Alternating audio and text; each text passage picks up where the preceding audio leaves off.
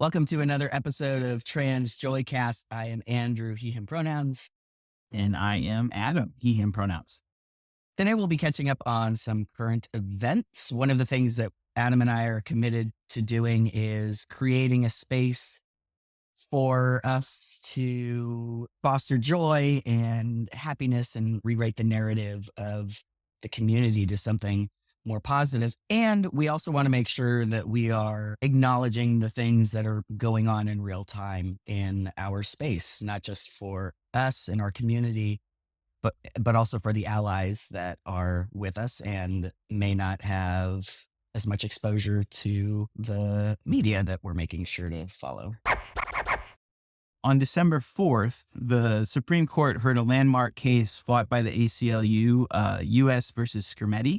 And last night I was able to sit on a leadership forum that the ACLU put on and heard directly from Chase Strangio, who was the lawyer who made the arguments in front of the Supreme Court, a trans man who laid the arguments in front of the Supreme Court, which I am quite proud of. Definitely. Right. But I think that's the first time that that's happened, right? I think it is. Again, and all of those kinds of firsts are really the first that we know of, right? The first openly trans lawyer to do that. That's such a good point. Yeah. Yeah. I think one of the coolest things I learned last night listening to the ACLU team was really just the history behind the arguments for these anti-trans laws and how they kind of, like how that ripple effect kind of became what it is today. So I thought maybe we spend a little bit of time and kind of go back to that. I think that'd be really helpful because it does feel like you look at the media today as a trans person, you're like, all of a sudden, where did this come from? Blasted. And it's not, I mean, and it all has happened very, very fast, but there is a timeline to it. And I think that's really fascinating. So we all remember the beginning of the Christian right and all that kind of stuff. And a lot of that was focused on GLBT, specifically gay marriage.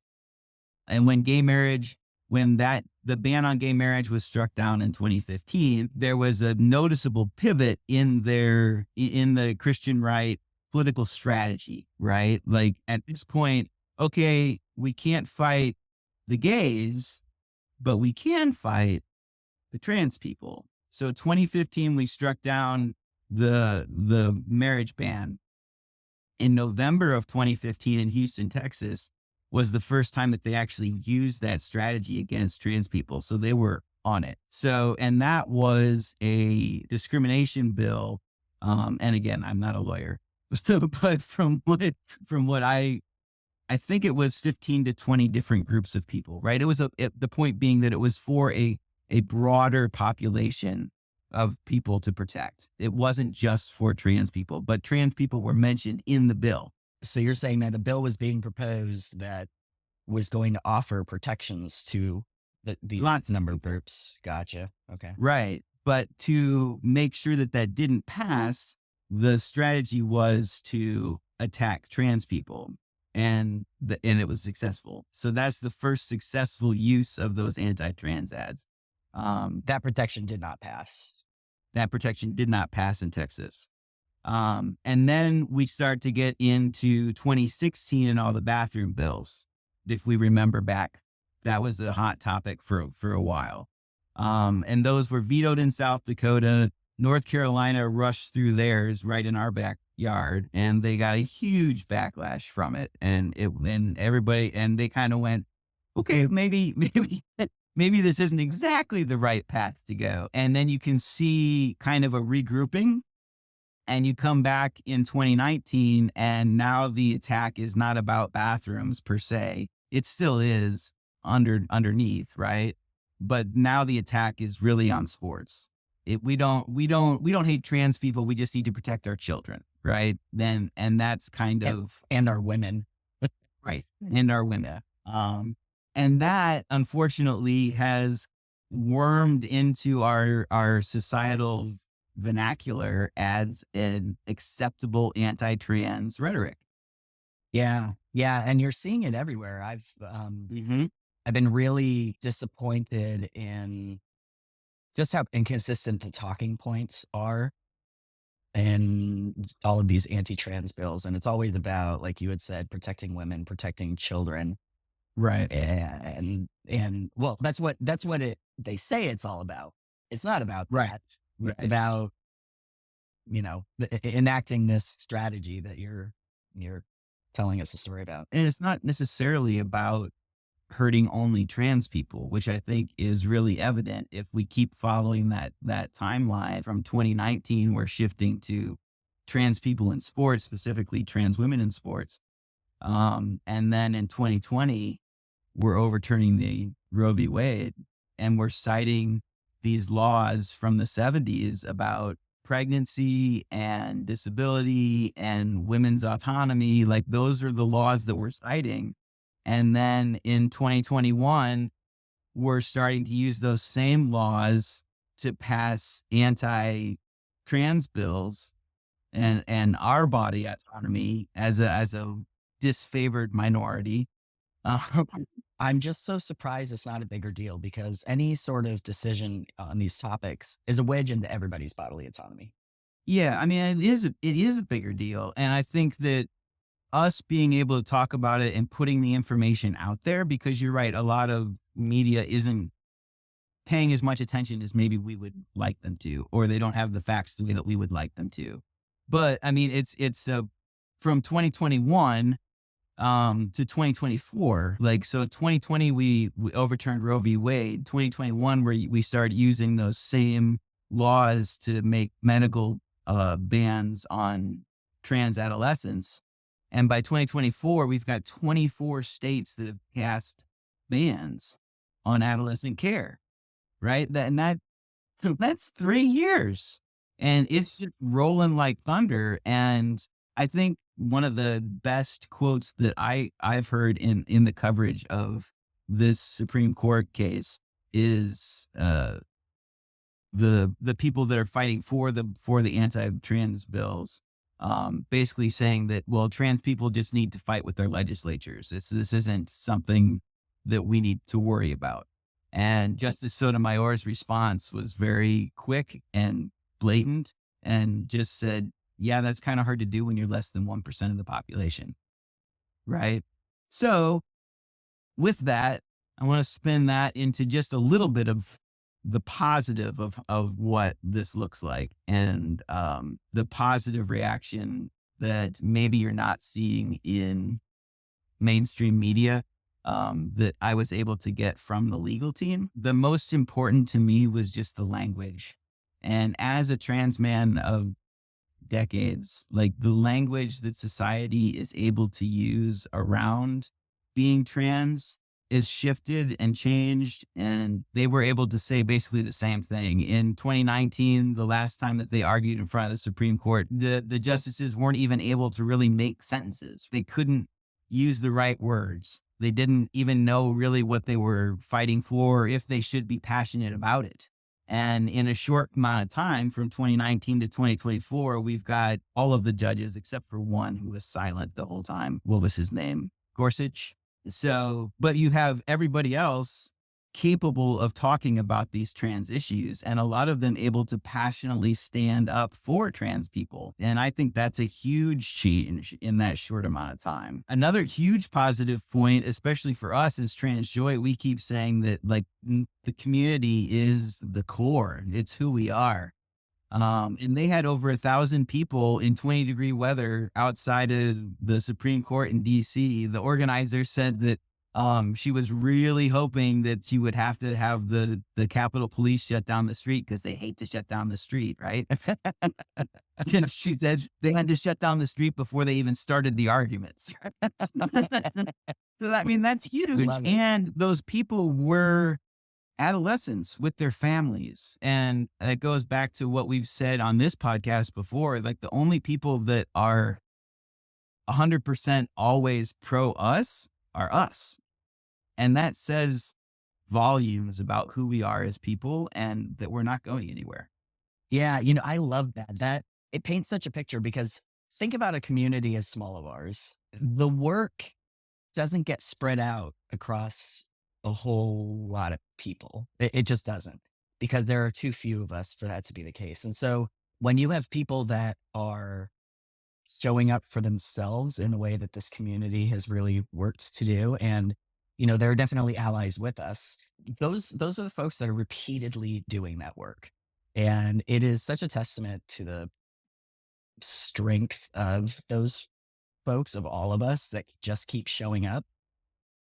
And we're living in a society right now that is forcing us to decide all the time if we're going to do that, because we're getting challenged over and over and over.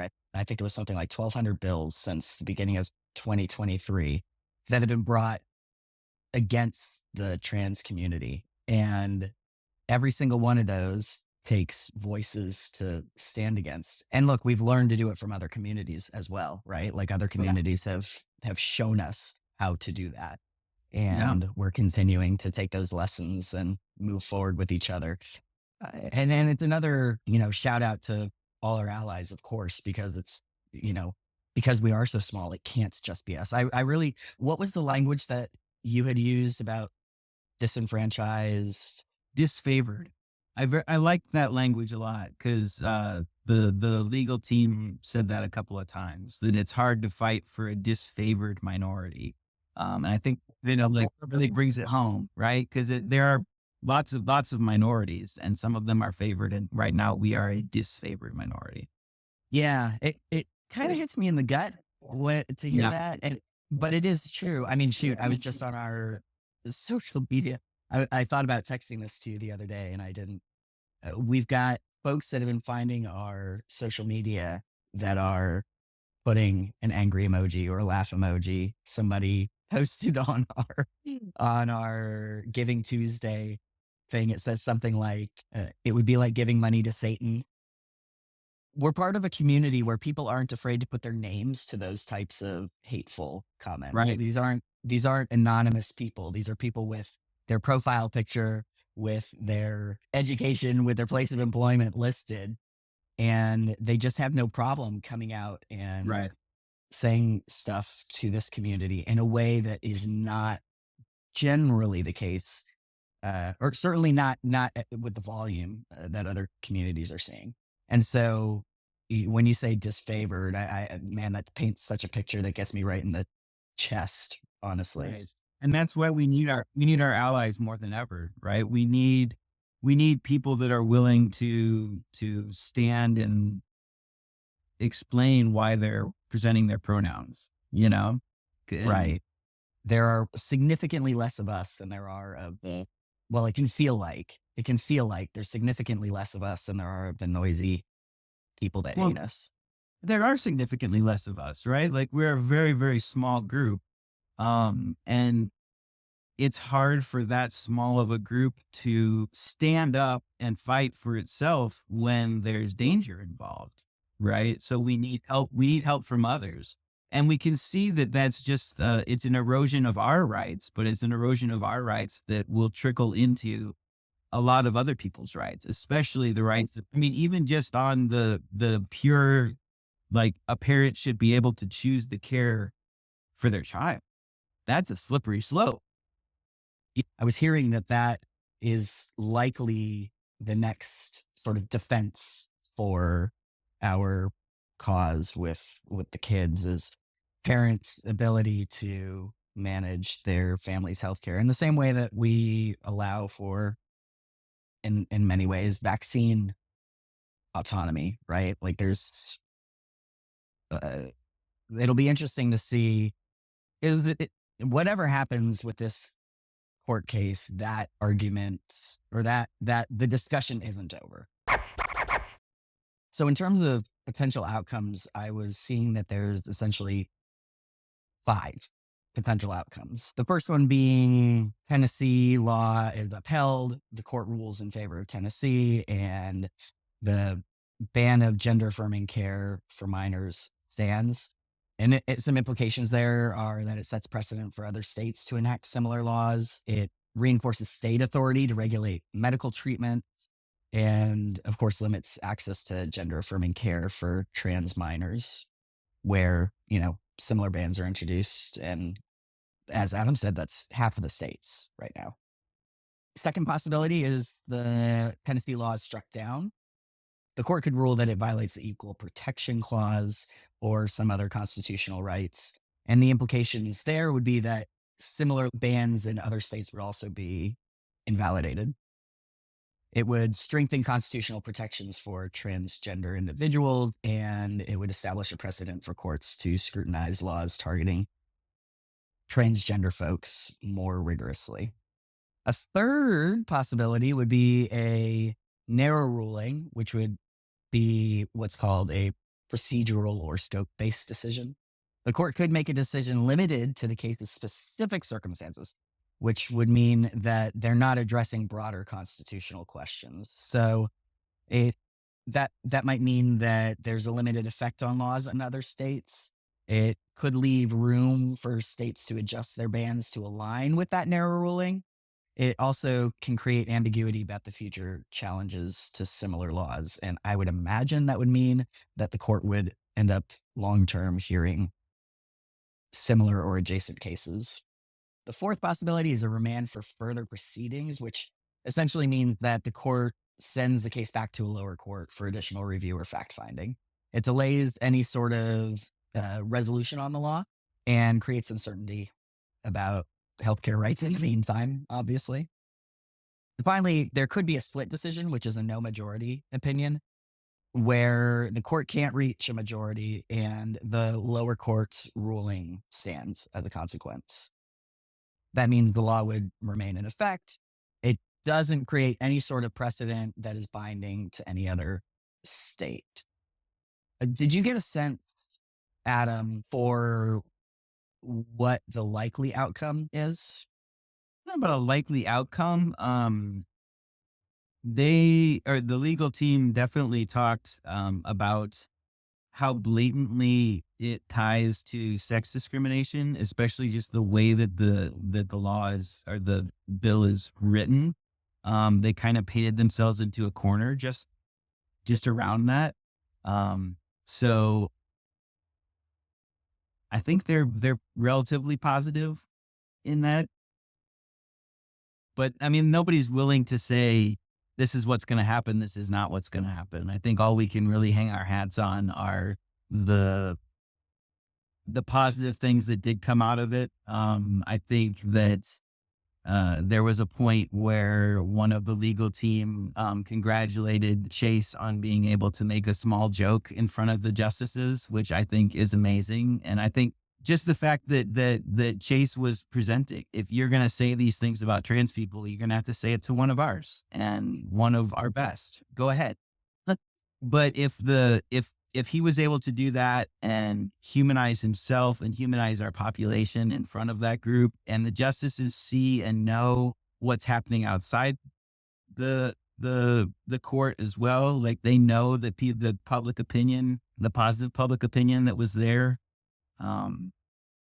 Yeah, I don't know that anybody. It's such a, like you said, there's 5 different outcomes, and that's probably not even all. That's probably just the most likely.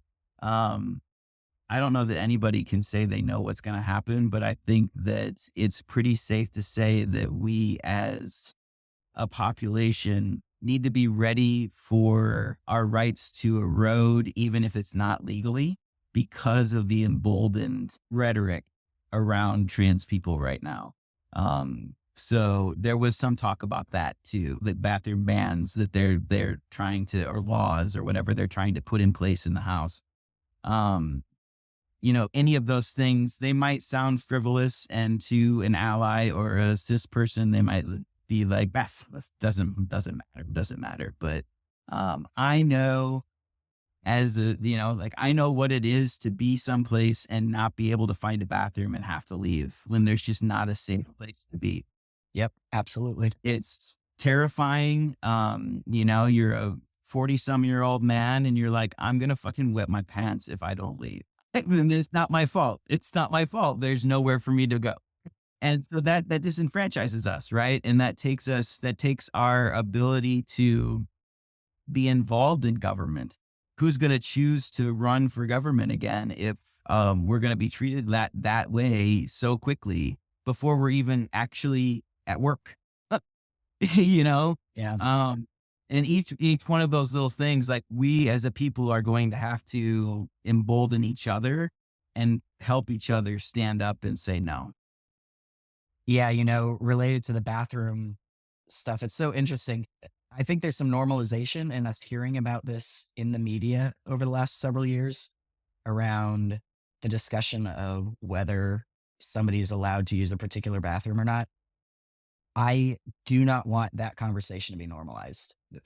I look the way that I do, and for those listening that haven't necessarily seen me, I have a beard, I have a mustache, I don't get misgendered anywhere I go anymore. And I still have nightmares about having to find a bathroom, having to use a bathroom that's the incorrect one. In every single one of those dreams, the very least, my dignity is at risk. And definitely in a lot of them, my safety is at risk. It's a real fear. Even looking the way that I look today, I still carry that anxiety because Yeah. if in some of these states, if anybody were to ever question, I could get in a lot of trouble for being in the wrong space. And I don't think that's at all, I know that's not uncommon for our community. Bathrooms are a really, really, really stressful space for so many in our community, if not almost all. And we're going to continue to, like you're saying, Adam, get pushed on all of these things socially, politically. We can't let it be the norm. We cannot allow for those things to be normalized. And that comes especially down to our allies speaking up for us, especially in spaces that we aren't in. I shouldn't say especially, and in any space. It means a lot to see you speak up in our spaces, in spaces that we're in and occupying. I guarantee that we hear you. If you stand up and say something to somebody that has just made a bigoted response, the trans person in the room hears you. You may very well not get any sort of thank you for that. In a lot of cases, you won't get a thank you because, well, for any number of reasons. But one, it is for some folks just terrifying to be themselves in a space and then thinking you would draw attention to them Yeah. being in that space. So know that whether there's somebody there that speaks up or not, whether there's somebody that speaks to you about it or not, whether you know that somebody in the room is trans or not, that that matters deeply to all of us. And to your point, Adam, we hear y'all doing it. It's the only way that we're going to be able to move forward because the negativity is without question getting louder and louder and louder. And really what that means is that spaces are becoming less and less safe because people are being emboldened in these opinions. Like I said, we've got folks commenting on our stuff using their full chest, saying hateful things. And there's not a lot of recourse for that right now. We need there to be social pressure on folks to know that to come to realize it is absolutely inappropriate to engage with any community that way. Right. I think that's the take home. We've normalized a rhetoric that makes it okay for violence, and that's what's scary. And it's even scary it's scary for me. I realized that I had been avoiding going to the gym, and I realized I had made lots of different excuses, mostly that TransJoy takes all of my time. Um, Which isn't a lie. which isn't a lie, but you still need to go to the gym and release some of that stuff. But yeah, so and I swim at the gym, so when I go in the locker room, there's I'm exposed, and I am me, so I wear my TransJoy stuff, and I have my trans pins on, and my gym bag is covered in patches, and like I'm not quiet. I'm not quiet. Can confirm. It took some doing even for me to go into the gym, but I will say this, I don't know if you'll leave this in or not, but what was really funny to me is, so I get to the gym and I'm scared to be there. I'm kind of nervous and, fumbling with my phone app to sign in and all that stuff. And there's some people out front of the gym with a table, fundraising for something. And the guy's opening line to me, he comes, he comes straight at me and he's like, dude, nice beard. I got a date tonight. Can I borrow the beard? And I was like, you don't even know what you just did, dude. I am freaking out that everybody knows I'm trans and you came straight at me and complimented my beard. I almost gave him a hug. Wouldn't have been weird until then. Right. But I told Angela, she's like, is that something men do? And I was like, I've never had that happen before, but okay. I love Um, that. but so I say all that, I'm scared too. And I think it's okay. It's normal to be scared. I think it's to be aware of your surroundings and all those kinds of things. And I have never been challenged in a gym locker room. I've never been mistreated. But that doesn't, like you said about the bathroom bans, that doesn't take away the anxiety of it because you know that it's there. Same thing with the bathroom. Now that I am loud and out and proud and lots of people at work know exactly who I am and know that I'm trans, I'm still using the men's bathroom. And watching those people as I go into the bathroom together, like some of them turn around, some of them go in a stall, some of them, like they're uncomfortable too. And that's a new experience for me. Yeah. Yeah. Well, and you think about how much privilege you and I carry being, white, often cis-perceived, even, and I think there's a degree of ease that we can move through the world in some spaces, even being out. You and I have had conversations around the fact that you've shared your identity with folks and at times they don't believe you. They're No, like, th- legitimately are like, no way. Because we're just not what people have been taught to picture. So, we definitely get to move through spaces stealthily when, you know, we have the choice to. right. I would argue Adam and I really try not to do that in just about every space we go. And even so, even with that privilege, we get nervous.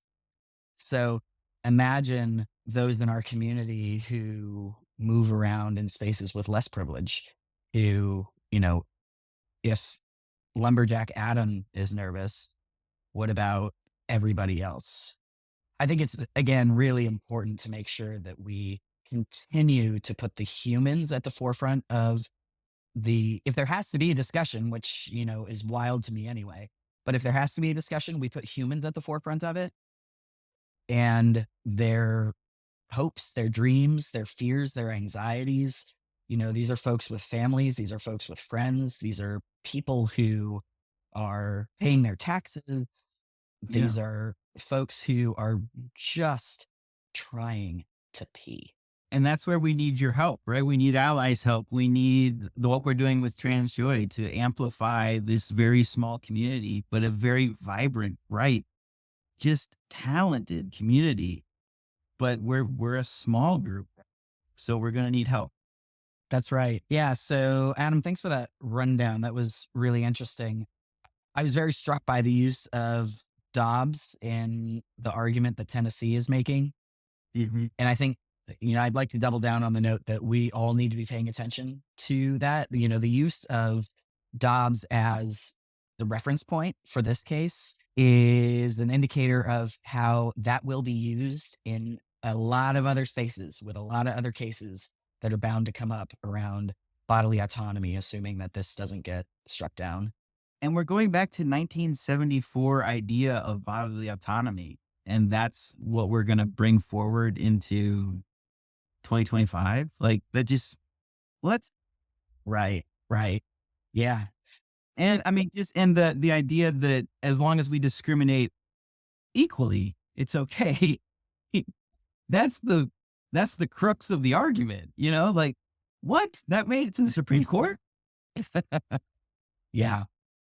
So we'll stay tuned with everything as always that's going on in current events, and we're always going to be honest about what is going on in the community, and hopefully at least bring one or with us combined two perspectives on what that looks like. Although Adam and I tend to share a lot of, we joke that we share a single brain cells, and we definitely share a lot of the same perspective.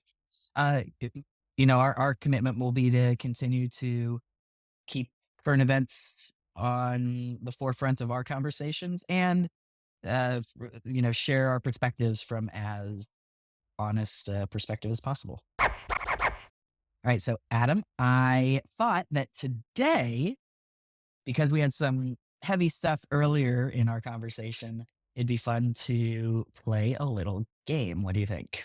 Let's do it. All right. Okay, so Adam, we are going to play a game of Would You Rather.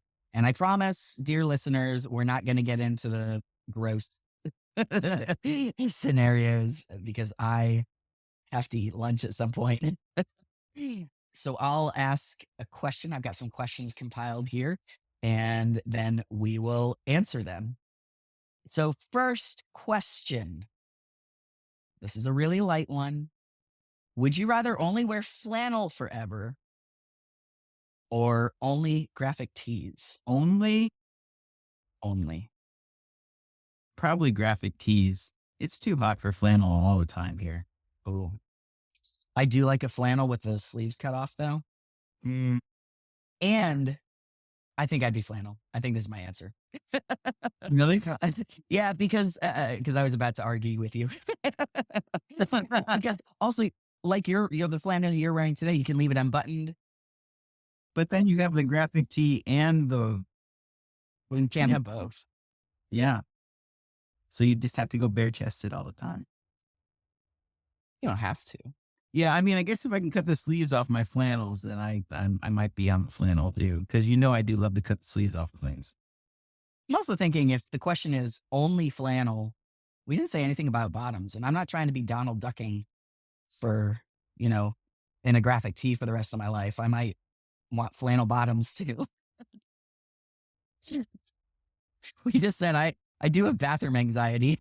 I don't think that'll help. That wouldn't help. No.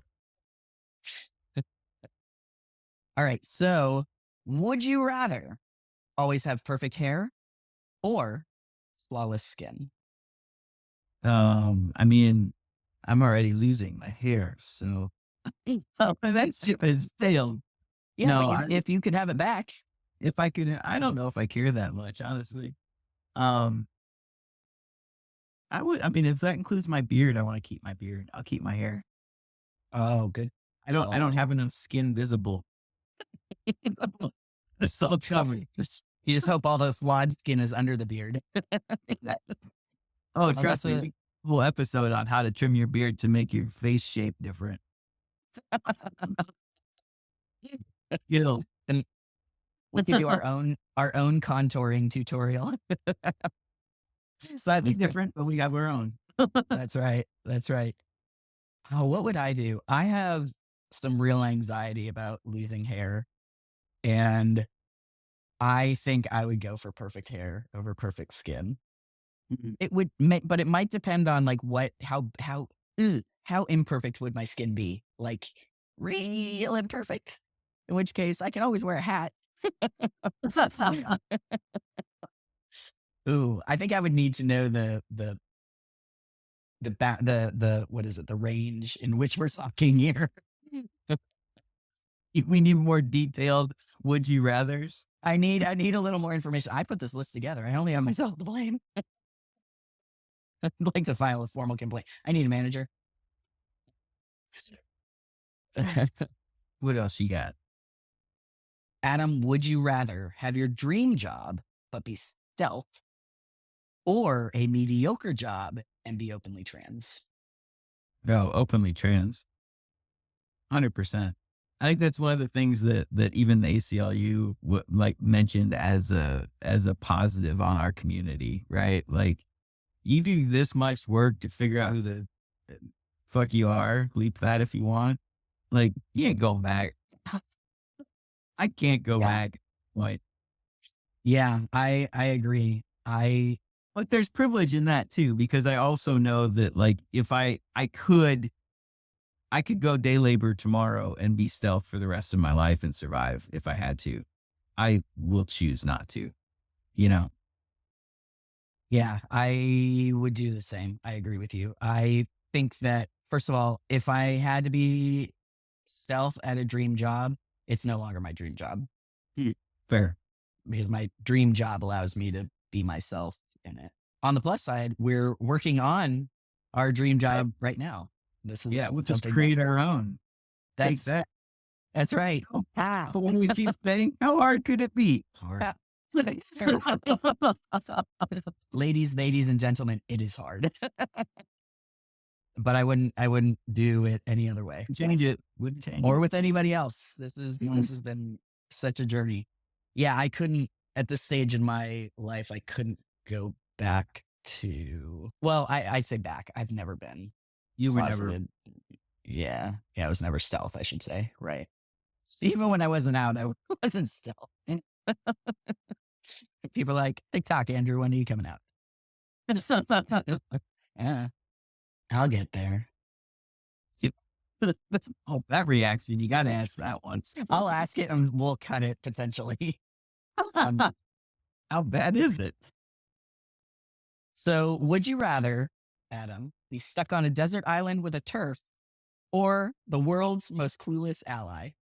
Nah, clueless ally. I can educate. You don't think you can educate a turf? I mean, I could, but it'd be more painful. I guess I should clarify for anybody that doesn't know, a turf is a trans exclusionary radical feminist. And they're known for being very vocal about hating trans people and very explicitly trans women. I don't got time for that. Ain't nobody got time for that. Mm-mm.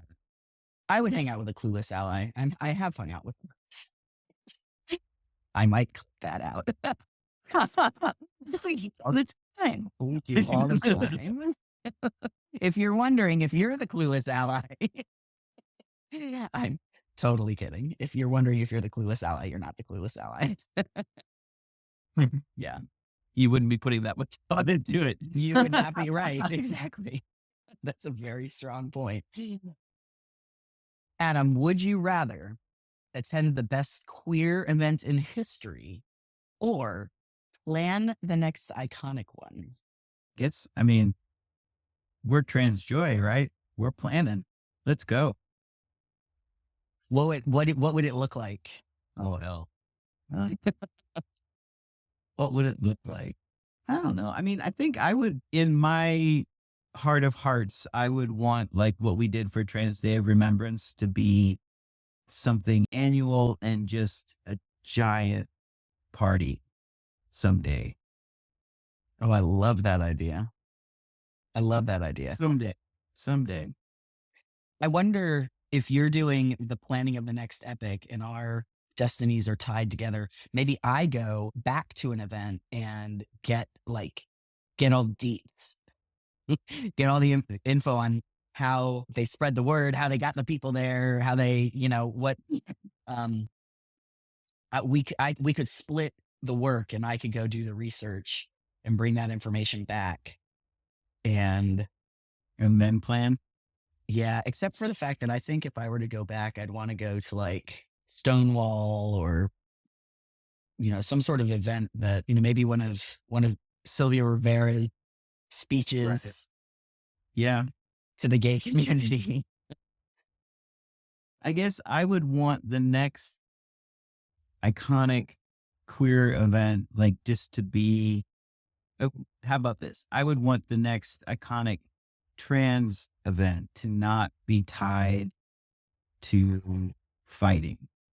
If I could, in my perfect world, our next Trans Day of Remembrance is all about heart and forwardness, and I don't even know what to say. I guess that's kind of what Pride, and we can talk about the commercialization of it, but Yeah, and you can talk about how pride isn't really for us in a lot of ways. I don't know. But I would like that for us. do I want to plan something that large? No, not really. I just want it to exist. I want it But to that's how we got here, isn't it? Yeah. I kind of figure as we continue growing things and hopefully more and more folks feel welcome in our space and show up to have a good time, we'll get better at incrementally planning those things. So it won't be like all of a sudden somebody's asking me to plan a 10,000 person event. Let's hope not. All right. Last one. Would you rather live 100 years in the past or 100 years in the future? 100 years in the future. Trying to say this positively. I wouldn't want to go back and have to redo the way that I had transitioned again. I wouldn't want to go back to that time. I know what it is to have doctors refuse to see you, refuse to touch you, refuse, like I don't want to go back to that. I can't go back to that no matter what. I got to believe in us and our positive momentum and the joy that we're bringing and the community that we're creating, and that it will change for the better in 100 years positive. Mm. Yeah, interesting. It's funny when I was thinking about this question, I was wondering, or I didn't think about the fact that for whatever reason, I had no thought about whether I'd be in this body doing that. If I was in this body, I would agree. I have just got to believe that in 100 years, we're going to be further along in terms of how we are perceived and received in community spaces, in various community spaces. And I don't know, 100 years ago, it's funny because I guess I'm 43. And so 100 years ago, as painful as it is to say it, isn't like crazy long ago. So it's not, it's not that different, Right. which is, that's something on our social justice too. But, Yeah. I guess I would like to have known my grandparents in a different context. That would have been cool, relatives, that sort of thing. yeah, I guess my grandparents would be very, very young 100 years ago. they're contemporaries. Yeah, that would be interesting. But yeah, I'm choosing to be an optimist and I'm hopeful that the future is a continued improvement upon where we're at today. And I believe that it can be because of knowing people like you, Adam, and people like the folks that come and support TransJoy and our community. We are an amazing people. That's right. So we just wrapped up Small Business Saturday and Giving Tuesday. So we wanted to thank you for your support on both of those and remind you that we have some great merch in our Etsy store. We got some new stuff coming that we're going to plan out hopefully this weekend. But yeah, just thank you for your support. Whether you're coming out to events, whether you're buying a pronoun button from across the country for $1, it all matters. And we wouldn't be here without you. Yeah. We've had so many of those pins sold. And I love the idea that one person at a time, we're able to ship these things out and give somebody a little bit of joy. Yeah, it's a small item, but I love that we are able to give people all over the country just that little bit of pride, whether they're in Kansas or Philadelphia or Texas or, like I said, we're shooting for all 50 states. So That's right. That's right. I look forward to the day that we travel to the other coast and run into somebody wearing one of the pins. That'll be that. wearing one of my stuff. Yeah. Yeah. That's how I know we'll have arrived. We have lovely coffee mugs as well, if you would like. No, but we will have some new things to show off in the next couple of weeks. Right. Yeah. We're always open to feedback. If there's stuff that you would like to see in the shop, we would love to create it and get it up there. Adam has said in previous episodes that we are trying to make sure that we put things in there that we really like. And we also know that we are two trans masked white dudes that, we know what we want. I don't necessarily know what a trans woman is seeking in Etsy retail. If there's something that you're looking for that you haven't been able to find, let us know. We would love to try to make something that feels good to you and that you can rock with pride and or allyship. we're still working towards our $17,000 goal by the end of this year, and we're getting awfully close. So if you happen to have any spare change that you drop between the couch cushions, you want to give it a good home, we would be honored to be recipients of anything at all. If you happen to see our posts online, one way that you can help us continue to fundraise is sharing, liking, and especially commenting on the post so that Facebook sees that it's an interesting post and should get in front of more people. Their algorithm really likes to see comments on things. So that would be really helpful to us. Dearest listeners, we have arrived at the moment of the podcast where we talk about our joy for the week. Adam, what has been your joy? My joy for this week. I'm actually going to show off my earring for this week. My wife is an amazing silversmith, and she made me she cut it, molded it, engraved it. There's a little sparkly on it. So I'm very excited about it. That's awesome. She is an incredible talent. Yes. When we went, we all, Adam, Angela, myself, some other friends went up north, and Angela and I one day went out shopping, and What was everyone else doing while you were doing that, Andrew? I don't know. Climbing a mountain, maybe? Yeah. I was climbing an emotional mountain.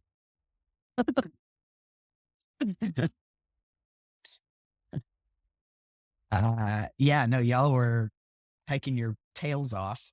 What was the mountain that you were on? We did the presidential peaks in New Hampshire. Yeah, I didn't feel emotionally or physically prepared to No. do that in a way that was going to be fun for the You rest. guys won big on your shopping trip, so We did. So I found a rock that was a dinosaur bone, part of a dinosaur bone. And I sent Angela home with it. And I said, I would love for you to make something with this. I don't know. I don't have any preconceived ideas to what that should be.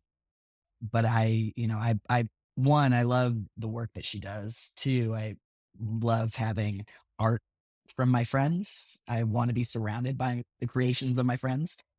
And so at our Sal and my engagement party, Angela gave both Sal and I bracelets that she had made. And it is just one of my it's in my top 3 pieces of jewelry that I own. we had a lot of fun designing those. They're beautiful. Such a special gift. Yeah. I think of it as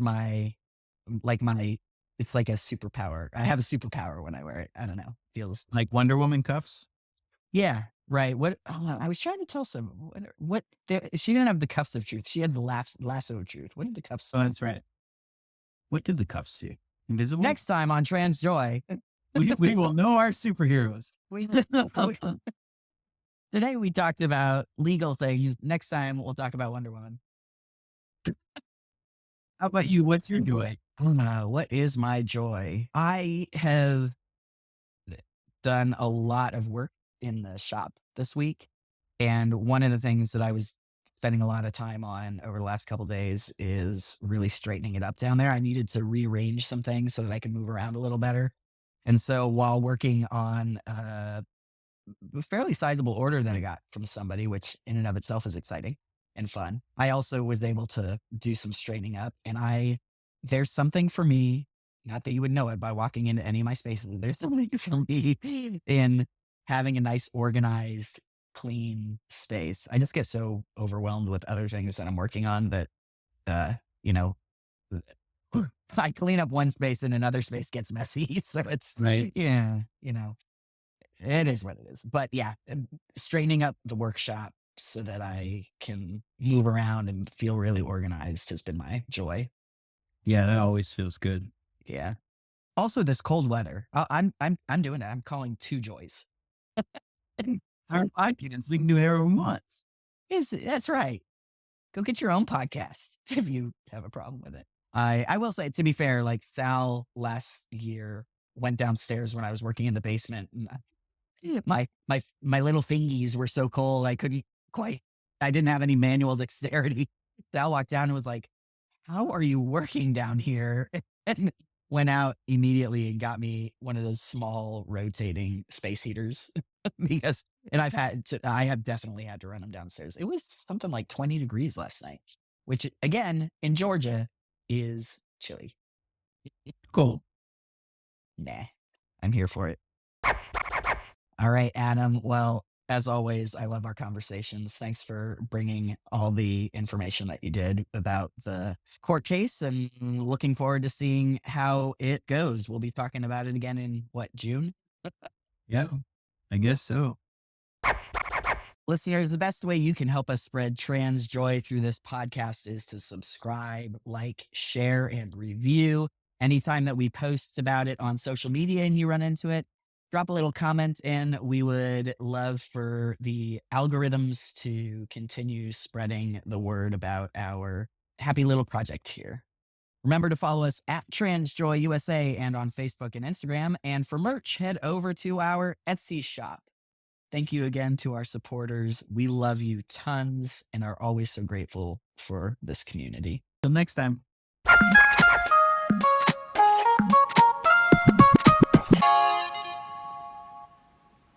Do you remember September? All right. I love doing these podcasts with you. It's fun. It is so fun.